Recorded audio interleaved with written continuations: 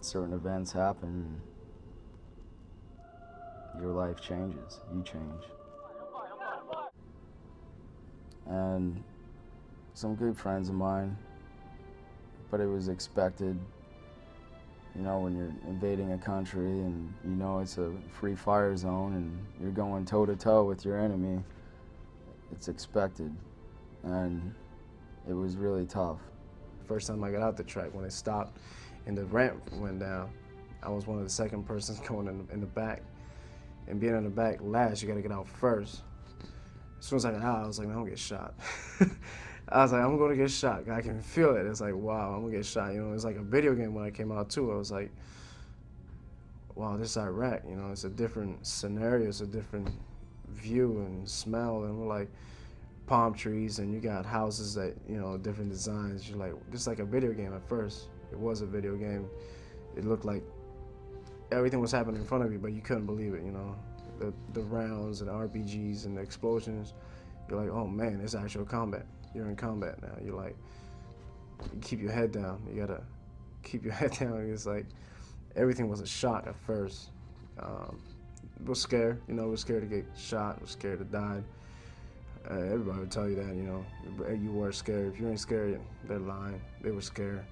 I mean, especially being in the first time and like the first time of the day of the war, the first day, the March 23rd, we were scared. It's still, to this day, it's the day that lives most in my memory when I think of combat, think of Iraq. That day still lives in my memory most. What happened on March 23rd in Al Azraq, it didn't hit me until I went back the second time to Iraq. I had my, because we had a number of guys that were killed. And seeing it, knowing the person, knowing them for how many months, 6 months, a year before, and like it never hit me as hard as it did until you go back and you go through it again, and then you realize how valuable it is that you have to watch where you step, that you have to watch everything. First time you ever been in a stash run? Me? Like this? Yeah. Why? Just going in a stash run. Why, you scared? I'm really stash run. Keep your eyes open, man. Yes, stash run. Where's that car coming from? Where's that car coming from? The first day, it was total chaos. Just shooting and killing and just, all kinds of craziness. March 23rd, it was pretty, it was pretty intense. It's something way different, you know. I was up on security and we started receiving fire, and everybody in the track, you know, wanted to get up there and was anxious to do their jobs. And it was kind of exciting, and at the same time, it was like, is this really going on? You know, one thing leads to another, and you know, we're out there all day. You know, a lot of people got killed on both sides, and it's almost like, did this really happen or not? And it's kind of thinking, you know, it's like almost like a dream, and then, you know, reality starts to set in later on. It's a lot of killing that day, a lot of fighting, a lot of shooting. I think everybody, tanks and tracks and even artillery and airplanes, they all shot that day for many hours. Am I gonna get out of this alive? I mean, what's gonna happen the next day? Is it gonna be like this the whole time? It was sort of like nerve-wracking, so it was pretty intense. Yeah, to get blown up by an IED, well, as many times as we did, day after day, then it starts to get kind of funny, and you're not quite sure why it's so funny to come so close to death like that so many times. But that was an experience that death was right only a couple inches away from you so many times. And the adrenaline rush that you get from it, surviving so many times, is like that Superman feeling again. You're indestructible. There's nothing you can do about it. You just live. It's coming at you, or having mortar rounds drop by you, it's like your adrenaline's pumping, so you don't really got a chance to think about like dying in that. But like immediately after, it's like got a lot of fear, like, oh, I wouldn't be here right now. It's like crazy. It like boggles your mind. When I was getting shot at, I just felt like a machine, just looking for a target to shoot at. Like, it was fun in games, everyone's laughing, we're making fun of each other, hitting each other. Next thing you know, bullets start hitting, and I get on my gun, I look for my target, and I shoot until the shooting stops or until whatever happens. I was thinking to myself, like, oh, maybe I can capture some sounds of like maybe like a small little firefight, like, oh, I could sit there and like say to my friends, like, oh yeah, this is what a machine gun sounds like when it's shooting. But I never expected it to be like within 2-3 days that of having it on there and making sure I don't break it and making sure it's not that dirty, that it would sit there and like carry on, and so many people would listen to it and be touched by it.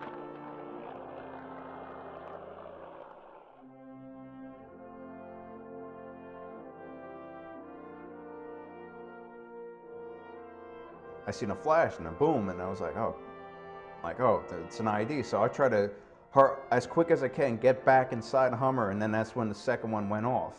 And it went off about 6-8 feet in front of us. And at first, like, I didn't feel anything. So I went up and I grabbed right here. And I was like, oh, my whole lower chin got blown off. And I was like, ah. Oh. But then I realized that, like, I got hit up here and I was bleeding, and I mean, I could see the blood squirting out. So I'm leaning down and I'm hitting the driver in the back of the head. And I don't know, he wasn't paying attention. And the guy that was sitting right below me, I guess I was bleeding enough on him, and he realized, oh yeah, Ski got hit. As soon as like we stopped, and when I stood back up, there was a corpsman already up on top of the Hummer, and he was already like assessing the damage or assessing what happened to me. And he actually sit there and he looked at me and he actually fished what shrapnel I had left inside my mouth that I can find. He fished a piece of bone out. I knew that like if they called in a helo that I wasn't gonna make it. So, I mean, they looked at me and they're like, oh, we're gonna call in a helo. I'm sitting there nodding my head. When you get hurt, whether it be like a small shrapnel wound or whether that you lose a limb, that the people that you're with, you feel empty when you can't be there anymore. That you, all of a sudden 1 minute you're standing alongside them or you're driving in a Hummer with them, and then all of a sudden in a flash, everything goes chaos. And then everything calms down when they're standing next to you, when they're helping you off the Hummer, when they're trying to help you to stay alive, to stop the bleeding. I mean, and then you get back on the Hummer and they take you back to get more help from the corpsman or whoever was there. And then in another flash, you wake up and you're in a hospital. There's nobody you know, but you still know that these people are going to take care of you because that's what they're trained to do. And you know that everybody that serves, it's a brotherhood. And then you come back to the United States and now you feel alone. You feel like, oh, I just left them all night. There's that empty hole that I left there, and they're expecting me to do this and expecting me to do that, and I'm not there. But then again, you know that they're still fighting for you, that you got hurt, so now they're even going to step it up 5-10 feet above their head and going to do what they can do. It was kind of hard for me at first when I came back from Iraq, because we had killed a lot of innocent people too, you know, and in war, you know, a lot of things happen. Some things, you know, you can't predict, it just happens. And there was, I mean, a lot of bad people that were dressed as women that got killed. We thought that they were women at first. Not knowing where the enemy is and them blending in so well, always can see where you're at. You gotta be careful with the people that you deal with that are innocent, but you just can't help but wonder, you know, is this the guy who just tried to kill me yesterday? Guy just tried to kill me 2 minutes ago? And you have to use your your best judgment. That's pretty tough. I think it affected me in like ways of my dreams. I dream about it, and it's always in my head, no matter what. And no matter what I do, no matter what I try to do to forget, it's still there. From going to combat, you know, and being like this, the war dog that we call, and now you got to go back to being a Marine, a squared away Marine, you know, haircuts, this, that, you know, the routine that everybody follows in the Marine Corps. Some people it was easy, some people it wasn't. It's not easy to adapt yourself and change back, you know what I mean? Not after sometimes people never kill, you know, nobody expects to go over there and lose their friend too. I think that affected a lot of us, you know, to lose close people. Well, for me, I know I'm always gonna have to deal with a lot. You know, it's get impatient. You always want things done. You like to see results, like in work. When I go to work, I like to see results. It's just hard coming back and readjusting to normal life. You know, it's not everybody's trying to kill you over here, so it's you got to realize that. I mean, come back and I've been really jumpy both times, and you know, I'm just trying to, I don't want to say forget it, but let it go and ease away from it. You gotta have patience. You gotta understand that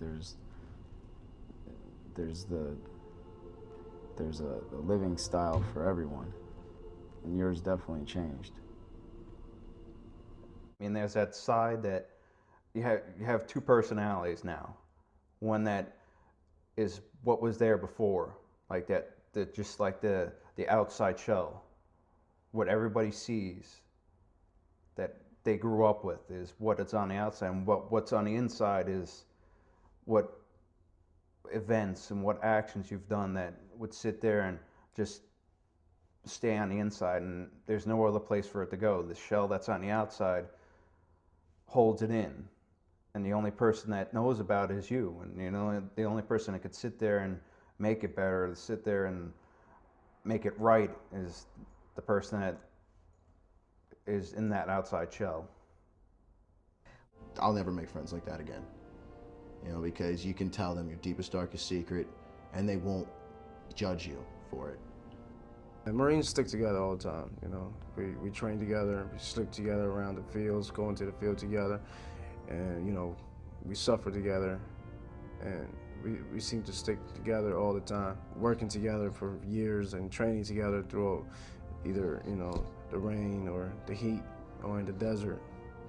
You learn to love each other in combat. You gotta work together to stay alive, you know. I'm glad I met all of them. All the guys I met, really glad I met them. They're all a bunch of good guys. A lot of them are like more than brothers. It's in your mind. You know, there's not a day that goes by I don't think about what goes on over there and what's happened to us both times, and the friends I've lost and people I really didn't know that didn't come home, and it bothers me. But, I mean, nobody wants to see anybody die, but that's what happens in war. My last day in Iraq, it was pretty hefty. We lost on January 31st. We lost 3 guys from my platoon. That was, in my way, my goodbyes to them, because they were literally the only 3 guys I talked to when we came off the patrol. And we didn't want them to even go on that patrol. And then for them not to come back, to hear the explosion too. How did we miss? Because we were always patrolling through that area where they got hit. How did we miss? I'm thinking to myself, how did I miss? I walked through that. I walked through that hole where they got blown up. The truck where it got hit, I walked through it. And I'm thinking to myself, how did I miss? How did I miss? He reacted probably the worst out of everyone, because he was supposed to be on that patrol, and Zimny took that patrol from him, saying, you know, hey, this is the last patrol, I'll take it from you because I want you to get home to your wife and your new kid. To know that that's their last patrol, and that was going to be the very last patrol. It's an experience that nobody should ever go through. Corporal Zimny, Lance Corporal Rutherford, Lance Corporal Swain, all rest in peace. That was on the 31st, and I believe we left a couple days later. So my last day there, the day we took off, the bird took off, we felt like we left some people behind, but you know, that last day was pretty hefty, you know. When I first heard about it, I was like, maybe me being still over there could have helped prevent that. I mean, maybe just like that one person still being there could at least like maybe stole them for 5 minutes, so maybe somebody could have found the ID and set it off before they would have ran over it. There was a new guy, Rutherford, Lance Corporal Rutherford.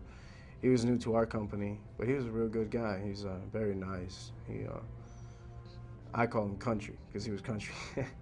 He was from Virginia, West Virginia. I call him country. And Corporal Zimney and Lance Corporal Swain.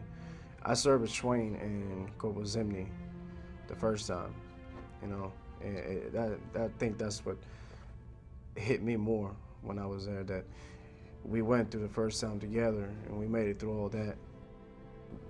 To hear the explosion too, on top of the police station where I was at, to hear the explosion, and then 10 minutes later have someone come up and tell you that was some of your best friends are just blown up. They're not coming back. It's hard. It's an emotional time. I just saw them an hour before they leave, and here they are, they're dead. I talked to them, and I think I got to say bye in a way to Swain too, because I saw Swain, and the last time I remember him saying was, "I'm hungry," and I always hit Swain's stomach a little bit, tapped him. I was like, "Are you hungry? Are you hungry?" And you know, an hour later, I hear an explosion. Just wonder, you know, that could have been you too. It should have been so many times.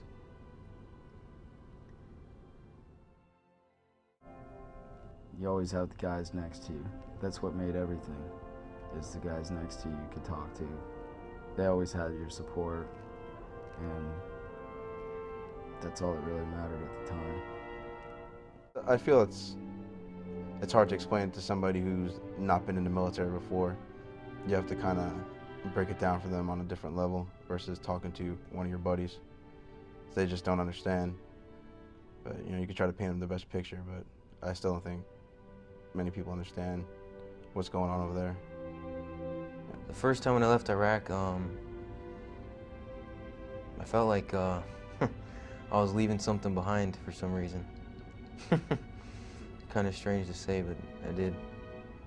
I didn't want to be there, but I didn't want to really leave. I felt like something was kind of unsettled. I mean, I don't say it all the time, but yeah, I am. I'm proud to be a Marine, you know. I'm proud that I served. I'm glad I went to Iraq. And it was God's will if I came back or not. Certain events happen, and your life changes. You change.